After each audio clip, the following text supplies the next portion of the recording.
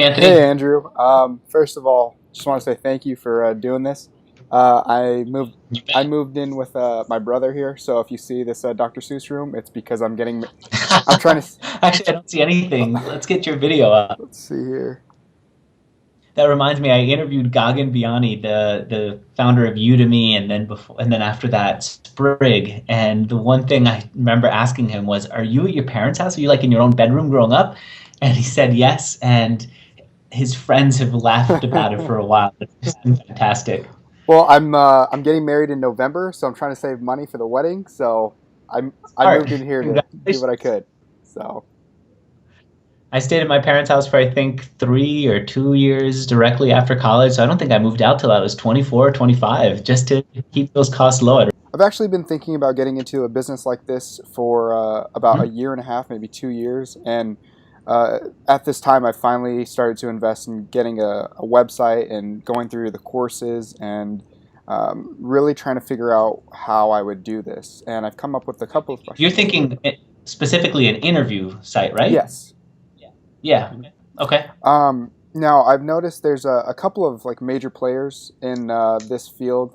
There's you, Jamie Tardy, the guy from Entrepreneur on Fire, and then I've also taken classes from The Rise to the Top. So Hmm. there's a couple of guys, and I noticed they're all very focused on entrepreneurs, and a lot of them like to do similar entrepreneurs to what you do. And I was just a little bit nervous about going to where I am because it does have the entrepreneur aspect, but at the same time, I'm trying to get entrepreneurs who are like Rob Deerdeck or Shaquille O'Neal, people who have actually had success in their own field, but been able to make a name for themselves in other entertainment and like franchise opportunities.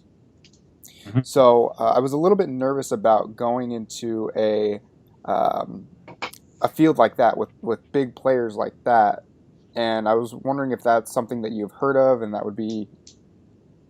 You mean getting to, so first of all, about the fact that there's so many people who do it. I still have an email in my inbox from David Siteman Garland when he was starting, and he asked me questions, and I recommended he went online, and I showed him all the tools that I use, and I think he used almost all of them. And I did it because it doesn't matter how many other people are online. You need to find your own environment, your own niche, and build that up. Same thing with Entrepreneur on Fire. I was one of the first interviewees because I wanted to help him out. I was on with Jamie Tardy. I think the fact that there are a lot of people is good. What you're trying to do is even more important, which is to differentiate by going towards something more specific and different than just another startup interview. If all it is another startup interview, the world has so many that you're not gonna stand out. But if you find a specific focus, either within the community or outside, I think you're going to have a lot better success. So then you're asking, what about finding some of these bigger names like Shaquille Mhm. O'Neal, Yeah, right? long I term, think that's it's my going to be goal. hard. Absolutely. I think it's going to be hard. There are ways I can show you a couple of techniques for getting those bigger names, but it's going to be a challenge. And I think once you land them, you're going to get a huge hit to your audience because the names are what it's all about. But it's hard to get someone who's not routinely doing interviews online to do an interview. So here are a few things that would work. First, actually, you went through the Interview Heroes course, Yes, right? I did purchase that. Hmm. Yep. So in there, we talked about these motivated moments, times when someone's specifically trying to get attention for themselves. Like the billionaire Sam Wiley, who I met in an event, and we had a great conversation. And I talked to his people, and he said no to doing an interview. Meanwhile, someone else who'd never met him got an interview with him, a guy named Gregory Gallant. And fantastic. I went to an advisor of mine. I said, "Why did Greg get to do an interview with him and not me? I know the guy better." And the guy says, "Well, you asked him after he was done promoting his book. When he was tired of talking about it, he asked when he was promoting the book. That's why Gregory Gallant got the interview." So same thing with you. If you find that Shaquille O'Neal or someone else who you're going, I'm going to just keep going That's with fine. Shaquille That's O'Neal, fine. even though I know, right? Because I think that's exemplifying the kind of person you're going after. If you do, when he's releasing a book, when he's releasing a new site, when he's doing something new, I think you're going to have a much better chance of getting him on. The other thing that helps is you can have a small audience and not a lot of name recognition, but if you can if you can partner up with another site and say, if I get Shaquille O'Neal to do, if I write a post based on an interview with Shaquille O'Neal for the top 7 ways to build a personal brand, or for the top 7 ways to think about a business, would you let me publish it on your site? They say yes, of course. Then you go back to Shaquille O'Neal's people and you say, this will be on my site, but also on this other site that you actually recognize, and that kind of thing helps So it's just a tremendously. partnership essentially. Yeah, or frankly, I would even say a guest blogging, but that's not how you pitch Right. it. Okay. One more thing about Yeah. that. Some of these bigger names will actually be at events, Mm-hmm. Yeah. right? If you could go to one event where you have access to a lot of them, even if you do a 3 minute or a one question interview with them, you then get to post it on your site and say to others, I did an interview with this guy, that guy, and that guy. Can I interview your guy too? Right? It gives a little bit of credibility and also lets them see the kinds of questions you're looking for. And frankly, often they prefer a one question sample to give them a sense of, are you a jerk or are you a decent guy? Right. That makes a lot of sense. Do just little snippets. All right. Now, when you are first getting started, one of the things I didn't understand as part of the course, and far as the money aspect goes, is for the small timers, before they build an audience big enough to start a membership site, do is it ads and sponsorships and affiliates that's the best way to go when you're first getting started? You have to find what works best for you and what you're excited about. What I personally would recommend and where I think there's more potential is in selling your own product. If you have an audience of 1,000 people, a sponsor is going to give you maybe $25 for an ad there. That's hardly Right. anything. If you have an audience of 1,000 people and you sell your own product and you sell it for $400, you just need one to do really well, to do better than all those ads. So now, as far as a product goes, are you talking about? Well, I guess I've kind of noticed what you mean. I mean, people sell the Facebook, learn how to be better on Facebook, stuff like that. That's what you mean by your own product. Some product where you teach something specific, or if you create a community for them to be a part of, or anything that's uniquely Hmm. yours. Okay, makes sense. Now, I was actually just listening to your podcast with Drew Houston, and huge, huge name. Now, was that at the time that he was already a billionaire or not yet? But the first one, maybe he wasn't, I don't remember, but he was clearly on the cusp of it. The second one was just him supporting the 1,000th Yeah. interview. And then when you first got him, how did that come about that you were able to get such a huge name like him? I think it was someone else who I interviewed introduced me. Oh, okay. Uh, That's how I get a lot of people. People who you interview will introduce you to someone else. just being around that crowd. So then, are you constantly at networking events in order to find these types of people? I don't go to any anymore. It's I finish an interview, and often in the interview, I'll ask, who else do you know and admire that you think I should have on? And now I don't even need to do that. They'll recommend someone. They'll say, hey, I think there's someone who I think you should have on. So the founder of UGG, I just got an intro from a fan who I'd known for a Hmm. while. I pitched Fred Wilson for months and months. Just kept saying no. And then someone who's a fan heard me say that I'd love to get Fred Wilson on, and he said, Fred Wilson actually works in my building. I'll go ask him. Wow, that's awesome. Yeah. It might have just been like asked him in the elevator on the way up. It gave him some conversation. I don't remember what the specific way he did it, but yeah, that's how it came up. It was really cool. Awesome. How many guests would you say is a good amount to have before you start a membership site, and you have enough credibility at least? Depends on what your membership site is. If your membership site depends on people interacting with each other, then I'd wait till you had a significant number, at least 1,000. No, wait, guess. I see you're trying to say how. I don't even think it's how much inventory, how many interviews you have. I think if you have one course or one thing, that's enough.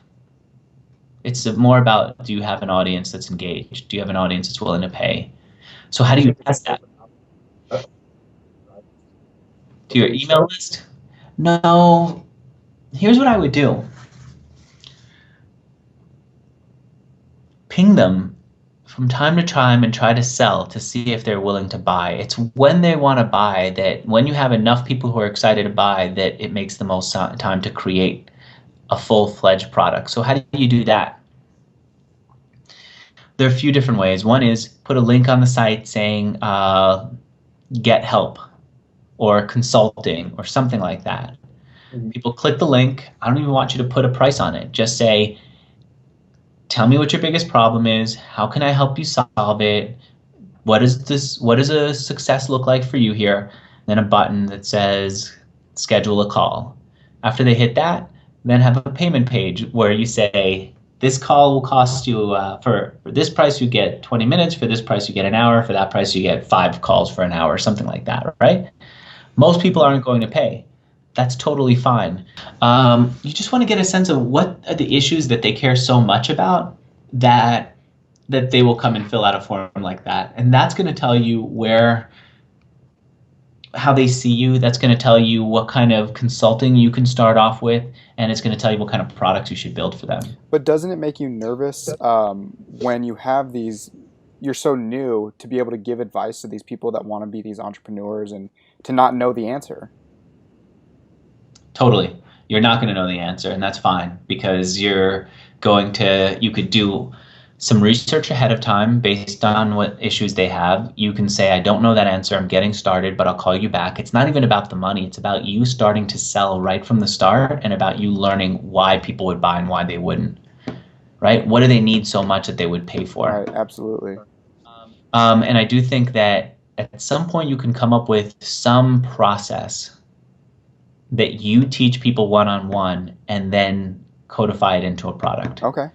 Actually, let me give you an example of that. So there's a guy who I work with in my audience. I talk to him on a weekly basis. We just exchange ideas.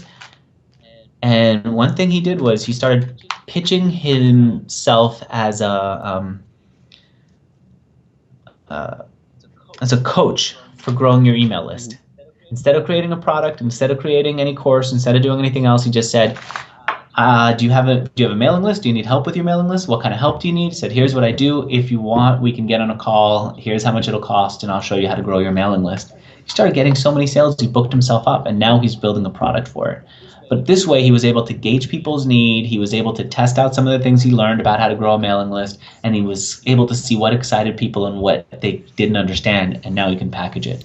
So that's why I think coaching makes sense. I think it makes sense to start selling from the start. And I think a 2-step sales process is very helpful. One where you say, what do you need? On the first page, and on the second page, say the price. That way you get a sense, are they rejecting you because they don't need the product, or are they rejecting you because they can't afford or don't want to pay you the price? Okay. Okay. So I'm in Arizona currently. Do you ever do speaking events where you're coming out to Scottsdale or anything like that are coming up? No, nothing yet. Okay. Is that something you can foresee doing in the future, or I know you're very busy with this, so Yeah, probably not. I was doing some speaking for a while and I just didn't get that much out of it. Get so much more reach by doing things online. Okay, so you actually would prefer just doing an online than even doing events. That's impressive. At this point, Okay. yeah. Yeah. Wow. I was just very surprising. I just feel well, but then again, you reach so many people in your own platform, so And I just moved to San Francisco about 2 years ago. The cool thing about being here is that people just keep coming into the office. They just keep coming into my life. They just keep reconnecting. So I was just talking to Clay Collins of Lead Pages. He says he's going to be here in a few weeks. Can we get together? Yes, of course, I'll get together with him. People who I interview are going to be over at my house. I get to see them too. It's just something about being here means I don't have to travel that much. that's really nice. So one of the things that I actually can offer is I work at GoDaddy currently, so I have a lot of experience with just domains and just kind of the process of going through that. So I figured that might be something that I can offer that's a little bit different than others because I have a lot of experience in that. Would that be a good product? Do you think? Yes, absolutely. But it depends on the kind of audience you're cultivating, right? So forgot the name of the site, but someone who just signed up and I was talking to a little while before you said that he saw me on an interview site that's dedicated to domainers. Hmm. And that guy, Mike, who put that site together, has got a really good audience of people who care about anything to do with domain. They would pay for anything to learn anything about domaining. They would pay for any tool around it. Depends on the audience you're building up. The Mixergy audience wouldn't care that Right. much. They feel like buying a domain is just something you do and then you move on. Let me ask you Sure. something. Actually, so one of the members I talked to, actually, what one of the yeah, one of the members I talked to earlier today has a tool that allows people to get mentors. Hmm. We're not talking about necessarily a long-term mentorship, but if you need help with a topic, you can browse through a list of people who are Mixergy Premium members and find someone who'd be a good fit for you and schedule a call with them. And then vice versa for you, if you know about domaining or buying domains and maintaining it, and somebody in the community wants to ask you for help, they could do that too and schedule a call with you. Yeah. What do you think of that? Is that something I should add? Yeah, that would be awesome. I mean, just to help each other out and just start growing would be great. What would you look for in that? What would you look to talk to somebody about? Well, a lot of people will, for domains mainly, they don't realize that it's essentially like the real estate, um, and a good domain is what separates most people. So Hmm.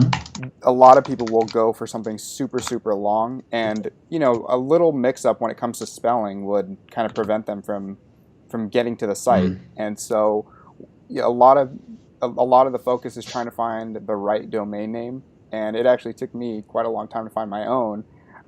So That that's just something that people don't realize how important a domain name actually is. well, what kind of mentorship would you want if you could talk to anyone else in the community and get help on something? What's that something? Once I get started, I think I'll have more of an idea. Okay. But getting started, I mean, I still have so many products to go through because getting the website up was difficult. One of the main questions I have now is probably about my current situation. I have, I'm trying to get married and I don't have a good spot to do interviews. So I would want to know what people recommend as far as, how to do just the visual setup, the lighting, and the background. That alone would go a long way for me. Oh, interesting. Actually, I could probably help you with that now. Is that something that would be helpful? Absolutely. So this is because you still want to do remote interviews, right? Yes. And you're not going to be in an environment where you're not going to be at your home environment. Right. Not for until I have a house, which is in about 2.5 years. Oh, sweet. First of all, it's easy. What kind of environment do you want to have? What do you want to have behind you? Uh, I don't want anything distracting. I wouldn't mind having, just a blank screen behind me or something like that, but I just don't want it to be too distracting for people to. So would a blank wall like this help? That would work, or even like just I don't know if I had a friend do some artwork and just stick it behind me, but on it's just being able to have good lighting on my face and. That's Mhm. critical. You have that right now. That is the most important thing. Any light that you can have on your face, in front, nothing in back, and ideally not even anything overhead would help. When you first started, did you actually buy lighting and just set that up, and or no? What did? Made a big mistake. I thought I didn't understand lighting at all, and so I had a window here, and I had lighting from inside the room here. And sometimes this part of my face would be lit really brightly because there was a lot of light from outside, and then this part would be dark in comparison, and other times vice versa. Maybe this would be dark because it happened to be late at night when I was recording, and it was awful. I didn't understand it. What you need is to have light facing you somehow. Well, and I saw Or the thing that you put up on how to do a good interview and not what not to have. So that's definitely one thing I remember. It's hugely helpful. It adds so much more trust. People don't realize why they trust some, I guess, and why they just for some reason don't like others. And it turns out that little things like if they're looking like this the whole time and not looking at the camera, people don't trust them. And why do people look like this? Because they happen to have the window that I'm in on the bottom of the Right. screen. All I have to take is that little window and move it up underneath the camera, and it gives people a greater sense of connection. You can never look directly at the camera and your notes and everything. It becomes impossible. But the more you look towards the camera, the better. So little things like that help. Ditto for lights. If they can see your eyes, then they suddenly trust you. Okay, so like so I got some of the things I need already. So I do have the MacBook to be able to Skype, and I've got the Yeti microphone right now. Now, Hmm. again, you've said in your interviews you like to just have the microphone showing to build a little bit of Yes. professionalism, and so and I also see some people get it from the top. They'll get the boom mic and set up like that. So is that also something that you would recommend too? Yeah, if you have the Eddy, it'll work with the boom. But also, if you just put a couple of books underneath it, it'll face right here, and people can see that you're talking into a real mic. Okay, perfect. It's a goofy little thing, but I went to see a doctor recently and she didn't have a lab coat. And it took me a couple of minutes to really trust her. Where ordinarily you go see a doctor, they have that lab coat and they're immediately communicating to your mind that they are trustworthy, that they're special, that they're doctors. A little thing goes a long way. Mhm. One of the things I am really nervous about, and I probably would have asked in your when it comes to the forums and with the other members, is getting better with interviews as far as communicating because I tend to interrupt people, and that's my huge problem. So, I've read books such as How to Win Friends and Influence People, and it says to let people talk. And so, is that one of the keys that you've learned is just shutting up and letting your guests talk? Because that's what I get nervous about. Yeah, but it's a balance. Sometimes you do have to guide them. Sometimes the audience gets so bored, and it's your job to guide that person out of boredom, out of where he's supposed to be. And it's hard to figure out where. But frankly, if you acknowledge it, then it's okay. I had a comic here the other day, and he told this joke, and it was going, and he said, "All right, well," and then he told this joke about how the joke didn't go well. And we laughed, and he goes, "You got to call the room." I said, what does that mean?" He goes, "So one of the first things I learned as a comic is if I'm saying something and it's not going over well, I can't let them think I'm not paying attention. You call the room. You say, here's what I see, and you acknowledge it and deal with it. Same thing in interviews. If I find that I've stepped over somebody and it makes me feel uncomfortable, makes them feel uncomfortable, makes the audience unsure, I call it out. Mhm. You know what? I stepped over you a little bit. I've got to stop doing that. Or I stepped over you for a reason. We need to, I really regret not asking you about this other thing. Or I'm sorry to interrupt, but we have so little time. I want to be respectful of your time. That kind of thing helps. Okay. All right. So, and it's just mostly, would you say that it's just over time that you begin to learn how to be a better interviewer, or it's just more and more interviews and doing it that just really makes you better? Yeah. Okay. You ever hear the Larry Sanders I've Show? never heard him. It was one of the first HBO original programming, and Larry Sanders was this great talk show host on it, and it's a sitcom about the talk show world. Anyway, one day Larry Sanders gets sick, and his sidekick, who's never led anything, he's just a sidekick, steps in, and he's awful. He stutters. He doesn't step on the right places. His first guest just says, "You know what? You're not doing well with these cards. Let's just rip them up and throw them out. You're just not asking the right questions." And the audience laughs, and they're just loving it, and they're eating it up because they're rooting for Right. him.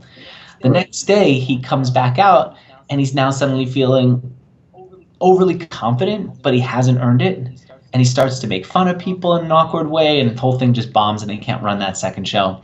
And one of the things I took away from that was if you're new at it, be open about your newness, be open about where you're coming from, and call the room in that way, and people will be on your side. They'll root for you, they'll help you out, they'll see what you're trying to do. And so if you go back to my early interviews, you'll see that I said, I'm not sure exactly how to get you to do this. And people will root for you in that point. Yeah. Yeah. I appreciate you taking this call. This is fantastic. I'm so excited. Good. I'm glad. Let me know when the site's up. Absolutely. Thank you, Andrew. You bet. Bye.